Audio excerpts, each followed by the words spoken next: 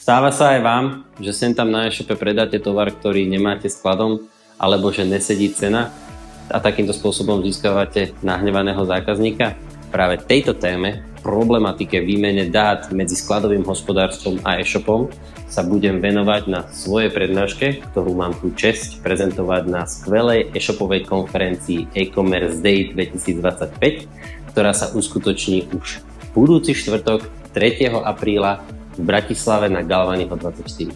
Okrem mojej prednášky bude na tejto konferencii skutočne nabitý program, kde vystúpia veľmi zaujímaví speakery a tentokrát máme vlastný stánok na konferencii, kde vám predstavíme náš e-shopový systém Grandus, môžeme sa porozprávať a skonzultovať vaše e-shopové riešenia a v neposlednom rade predstavíme aj naše programátorské služby.